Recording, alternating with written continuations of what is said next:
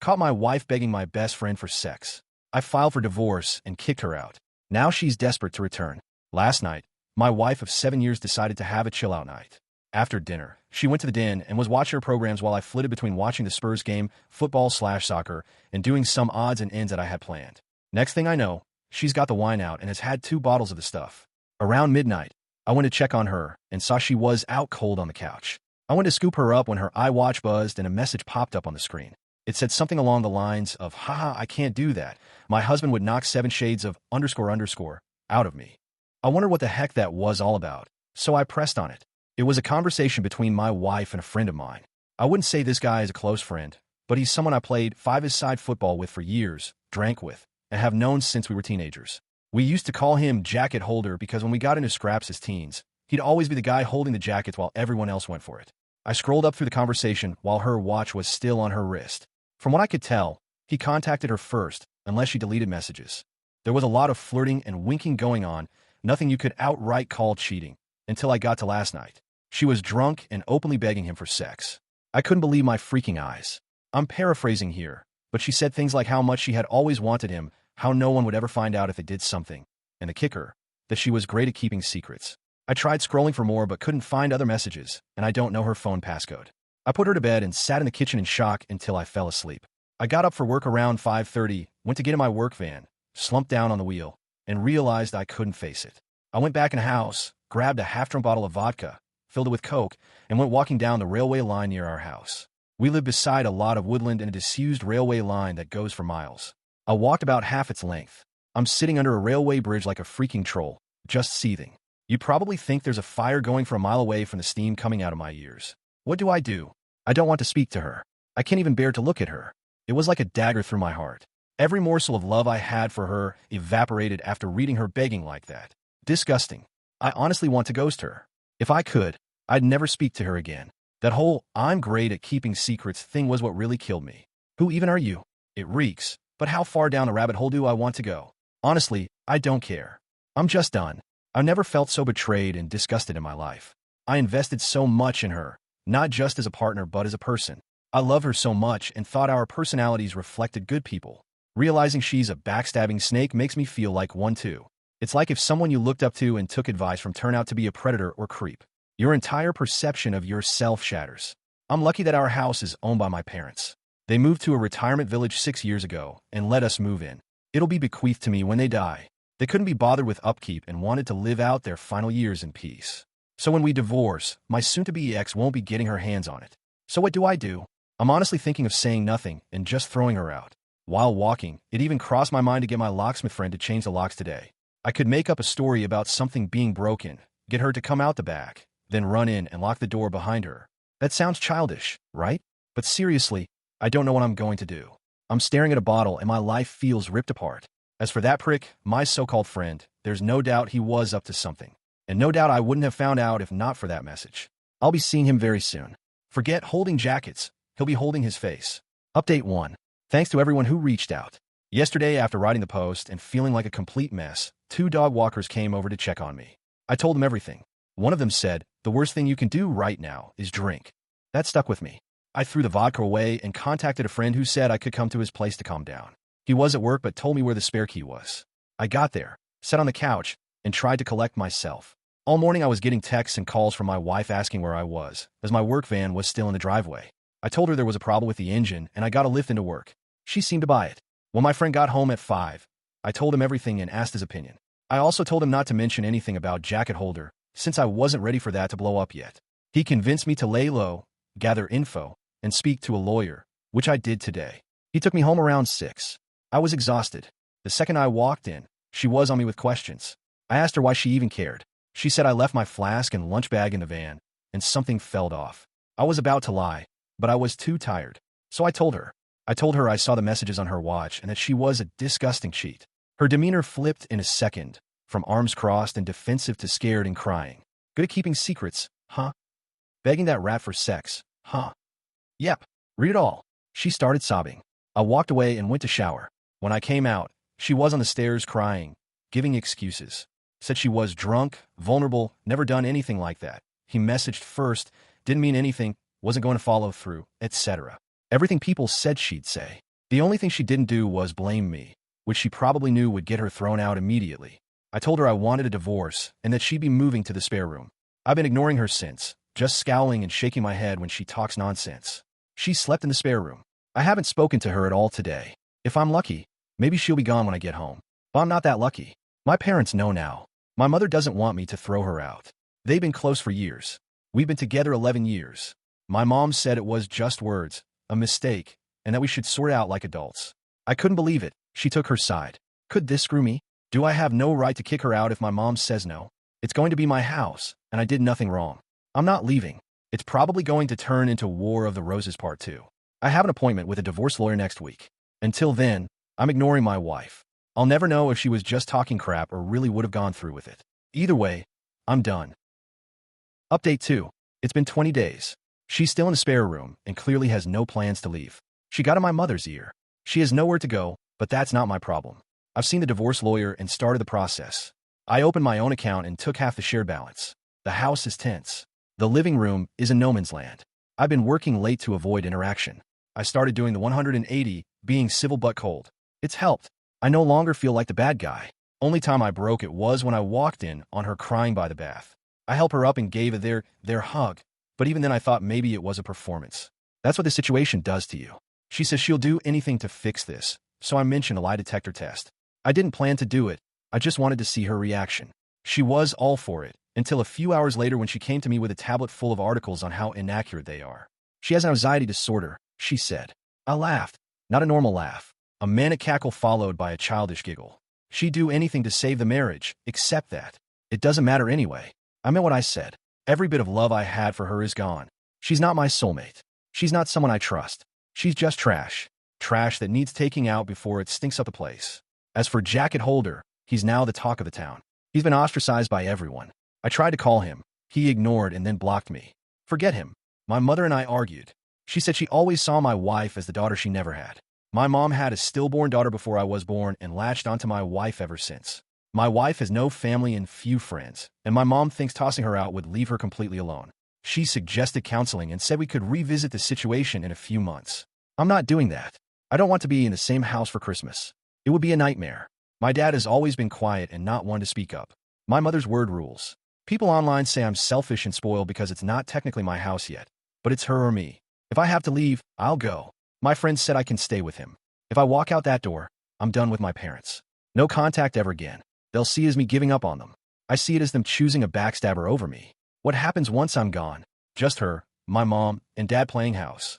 We moved in a year after the wedding. It was framed as a gift, but they were planning it all along. I've spent tens of thousands on it, but that doesn't matter anymore. I fantasize about starting over. But I've lived here my whole life. It's all I know. Am I being too harsh? I'm ready to walk away from everyone and everything. But I feel so torn. Why am I the one who has to lose everything? I try to be good. I thought good things happen to good people.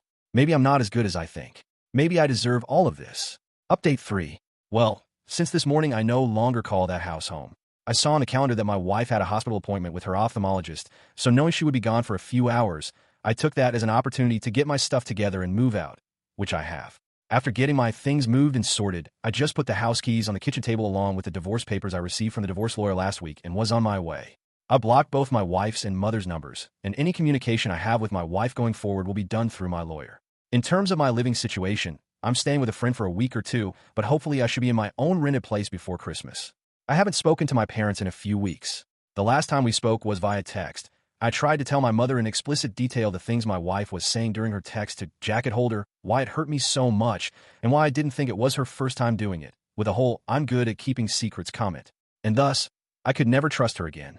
My mother texted back saying she couldn't speak to me when I was like this and she would let me cool off. She tried to phone me a few days ago and I just blanked her call. As I said earlier, I've now blocked her number. I feel so let down by my parents, and at this point, it almost feels worse than the original betrayal from my wife. The way I'm feeling right now, I don't think I'll ever speak to them again. I think in times of strife, you look to your family to be strong for you, to be a rock and give you, the wronged one, support. My parents have been weak. They've made me feel like the one in the wrong, like I'm overreacting, like it's me that's ripping this family apart. Well, it's not.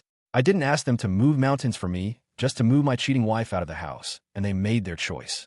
My father also had the chance to put his foot down for once in his life and stand up for me but didn't. You make your choices and you live with them, I guess.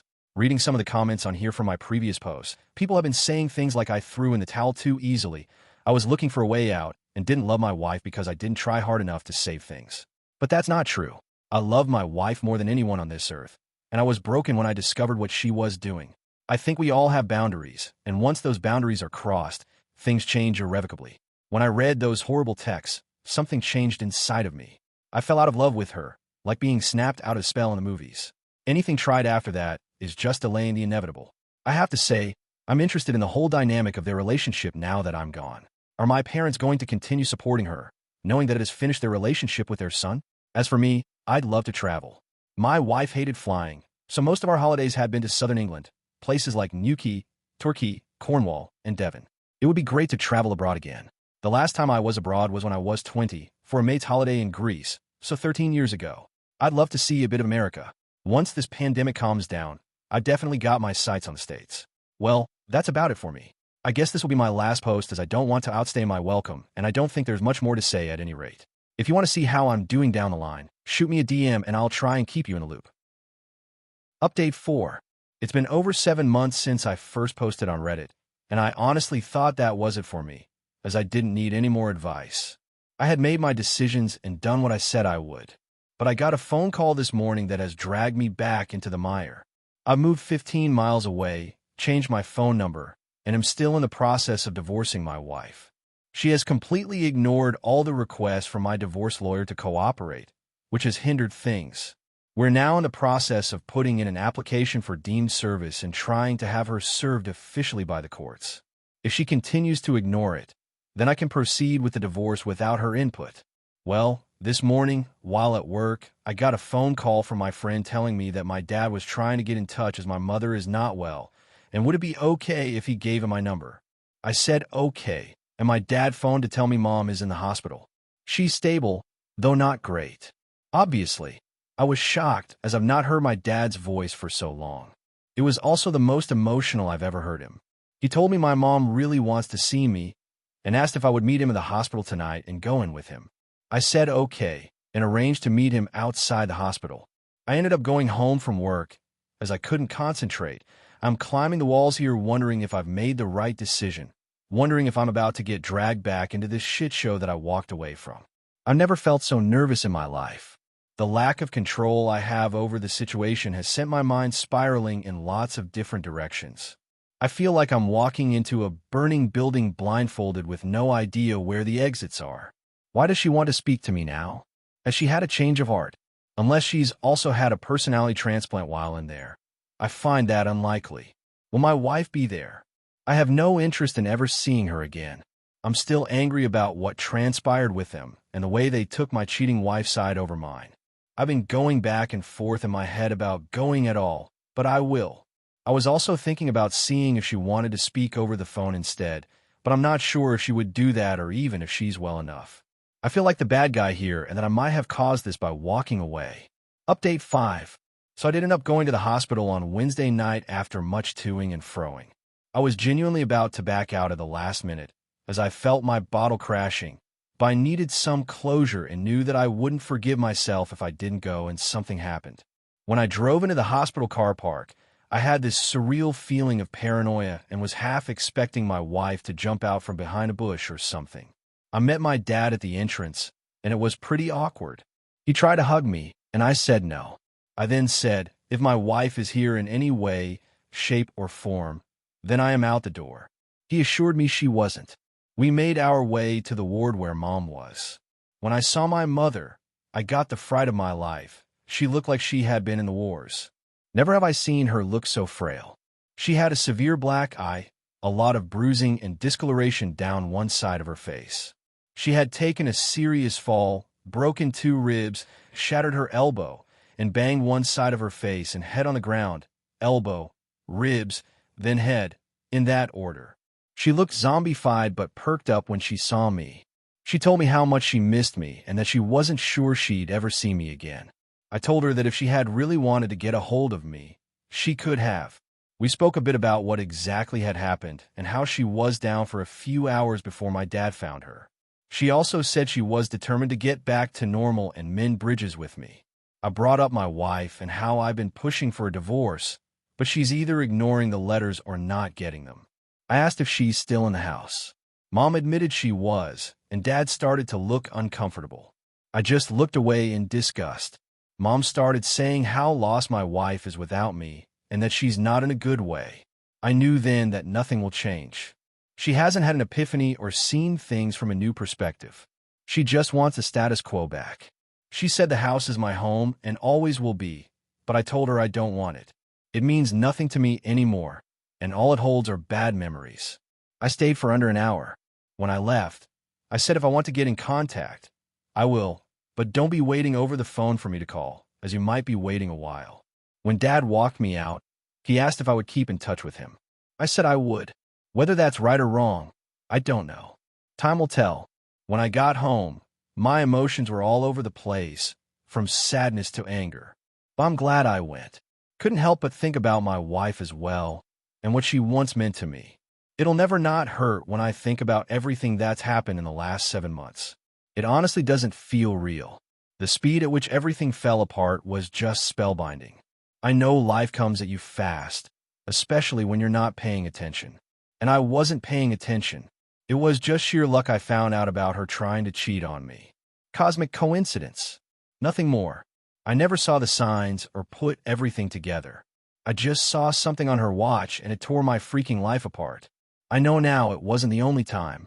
I know it in my heart. I see what she is and feel no love for her, only contempt. I feel she stole the best years of my life. When I think about all the good times, they're just soured. It feels like someone else's life, not mine. My friend was saying I should see a therapist or something to try and let everything out, or else this will fundamentally change who I am and the way I build relationships going forward. That's something I'm going to do, I think, as I do feel a bit broken inside. The last 7 months have been the worst of my life, but I'd rather they happened than be kept in the dark. I'm just hurt that it happened the way it did. But you can't choose the way someone screws you over, I suppose. You just have to learn from it. I remember reading about loyalty being the most undervalued character trait, and I see that now. It's probably because you don't really know if someone is truly loyal to you until they are not.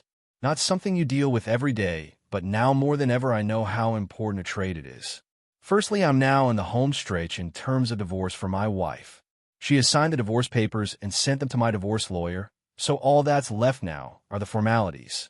She sent me a message via my dad where she said she's sorry for not letting me move on, that she thought she could save things, but now she knows she can't and she has to move on for her own well-being. I thank her for seeing sense. She doesn't want anything in the divorce and said she's going to move out of the house when she can get on her feet, which I'm okay with. In terms of my mother, I haven't spoken to her yet, but my dad said she's doing a lot better after getting out of the hospital and getting some normality back. I don't know how things will pan out with them, but I've said that if the house is going to be mine, then I want them to put into my name now to give me some security. Then we can start trying to build bridges. We'll see how that goes. My biggest battles ahead are in my head and trying to get over everything that has happened. The brain is a wonderful yet frightening thing. To give you an example, I can still taste the truffles I scoffed and threw up in my grand's house when I was like 5. I've never eaten truffles again, but I can still taste those freaking things 30 years later when I think about it. What I'm getting at is I don't want to harbor thoughts, feelings, and opinions about everything that's happened 30 years down the road. I don't want to be one of those older people who've had everything good knocked out of them by the pain of life. You often hear about those people, how they used to be good, kind, or funny, but somewhere along the line they had experiences that have forever changed them, turned them into a person they never wanted to be, and all that's left is pain. I don't want to be that person. I have to let this pain go before it consumes me. I have started therapy and spoken to a psychiatrist both over the phone and in person, and it has helped me a lot to speak candidly about everything, if only for a little while. My psychiatrist also said something to me that really struck a chord. When I was moaning about how my best years were behind me, she said, "Your best years are the years you've got left." What I think she meant is the past is gone. It doesn't exist except in your mind. But the here and now does, and you can choose to make the most of it or live in a past that isn't real to anyone but you. It's definitely a phrase I'm going to try and remember when I feel down. I said in one of the previous posts that I wanted to travel, and that is finally happening. My friend has committed to coming with me, and we're booking a flight to New York at the beginning of October for a week. I'm really looking forward to it. I've always wanted to see New York when the leaves change. Reminds me of the movie You've Got Mail. I want this to be just the beginning of my adventures in terms of traveling. I want my latter 30s to be littered with memories from escapades I've had abroad. Well, that's the plan anyway. All I know is that for the first time in what seems like a long time, I'm waking up with hope in my heart and walking with a spring in my step. If that's not progress, then I don't know what is. Well, it's now been a year since my first post on Reddit, so I thought it would be fitting to give one last update and end things here. First things first, I'm now officially divorced. It feels like a weight has been lifted, but also a firm end to what was nearly a third of my life. I actually saw my ex-wife for the first time since last December as I was walking into a shop in the town center about a month back after visiting a friend. She was opening the door to walk out just as I was walking in. We were both wearing masks, but I noticed it was her right away and we made eye contact. She mumbled something that I couldn't make out. Then we just sort of stared at each other for a few seconds. Then I walked inside. As I was walking around the shop, this feeling of utter sadness just enveloped me, and I had to take a minute to compose myself. It just goes to show, all it takes is one look for you to feel straight back to square one. Do I miss her? No. I miss the person I thought she was. But that person doesn't exist anymore, if she ever did. I don't wish her hurt or hardship, though. I really don't. I just refuse to move forward any longer with hatred in my heart. The only person it'll burden in the long run is me. I also found out from a friend's girlfriend that she was sure she saw my ex-wife outside a pub in the city all over another guy a couple of years back. Apparently she never said anything to me or my friend because she wasn't sure it was her, as she didn't want to meddle. I'm extremely pissed off with her, as I could have done with that information years ago. It's hardly conclusive, but I could have confirmed if she was out that night, etc., and it would have saved me a lot of heartache in the long run. Now I know why I've never liked her. One of the reasons we wanted to book a flight to New York in October, apart from wanting to see the city in autumn, was that the travel ban between the USA and UK was supposed to be lifted in September for fully vaccinated travelers. Unfortunately, that has now been moved back to November 8th, which has put our plans into limbo. My friend also can't get the time off work now until the new year. So if I'm to go then, I'll have to go alone, which is a bit disappointing since we were both invested in going together. I'm pretty set on going in the new year with him though. I'll have to think things through more thoroughly. One thing this pandemic has consistently been able to do is throw up curveballs, so I really can't complain or say I'm surprised. I'll get there though, by hook or by crook. This is just the start of my journey in that regard. Remember, I'm struggling when it comes to my parents and that all I feel towards them is complete apathy. I'm just having a difficult time feeling anything, and no matter how hard I try, I don't think that'll change. My dad has tried to build back the relationship again, but I just don't care anymore. That might sound harsh, but it's the truth. I said in my last post that I wanted them to put the house in my name, though I haven't followed up on that. I think I was just angry at the time and wanted to assert some dominance at the outset of our conversations. But I really couldn't give a flip about that house. I think I would rather live in the house from Nightmare on Elm Street than there. It wouldn't change anything anyway. It can't turn back time unless it's turned into a time-traveling house since I've gone, or circumvent what they did. It's just the sad consequence of the choices they made. To anyone out there thinking of forgiving a cheater, please don't. I implore you. You're flogging a dead horse. Don't be that person desperately scrambling to put out fires started by your cheating partner while they gleefully reignite them. I feel stronger than ever after everything that's happened, and reading a lot of infidelity support forums in the last year. You're letting yourself in for a world of hurt if you don't cut your losses. Kinda relevant story, but at the start of the year, I had a really scary experience when I cut the back of my trouser leg on a metal bin while brushing against it at work. I never realized it had caused a cut until I went home. When I went to bed at night, I felt kind of weird. I woke up about 2 a.m., and my leg was pulsating. I felt deathly ill, was seeing double, dizzy, and was alternating between a severe fever and chills. I understood right away it could be sepsis, so I phoned an ambulance, which they said was going to be 2 hours plus as it was a Friday night and at the height of COVID. My thoughts were doing light-speed laps around my head while I was hyperventilating like crazy. Do you know the only thing that calmed me down when I was freaking the heck out? I accepted that I was possibly going to die, and then for some reason, I just didn't feel afraid anymore. I don't know if it was the whole accepting fate state of mind, but when I accepted that it might be over, it took all the permutations out of the equation and everything became very simple and calm. I've been thinking about it a lot lately, and when I think about cheating or betrayal, I feel very similar. You have to accept that what you had is over. It's long gone. If someone is willing to plunder such depths and stab you in the back so mercilessly for their own gratification, fighting that unwinnable battle is noble and all. But when you're pissing into the wind with lottery odds of success, is it worth it? Is it worth the pain? I don't think so. I understand everyone has their own situations with kids, etc., but some fights are just straight-up folly. Accept that it's over and things will quickly become clearer. That's just my view. It's only after we've lost everything that we're free to do anything. Tyler Durden, Fight Club. It's funny, I haven't written about my thoughts and feelings since I was in high school. I work up roofs for a living. This experience, though, has coaxed that side out of me, a side that I had pretty much forgotten existed. If something good has come from this fiasco, it's that I'm not going to bottle things up any longer. It's been cathartic for me to get things out there and see the bigger picture of my situation. Writing things down has helped me more than I ever imagined. So it's something I'm going to continue to do, even if it's just writing to myself in a journal or notepad. I think there are instances in your life when, all is said and done, you can put a pin in and say things were on a knife edge that day and could have gone either way. I shudder to think what would have happened had I not reached out for help on here or seen those dog walkers. I'd likely have been blackout drunk at death door in a ditch somewhere or in jail for firing Darren aka Jacket Holder straight through his freaking window frame after going through his house like a tornado. Honestly though, it frightens me to think where I'd have ended up if things had gone south. I was not in a good way, and being drunk, embarrassed, and incandescent with rage is a combination that can cause chaos whatever way you cut it. In the end, I'm just happy I made it out the other side without hurting myself or someone else.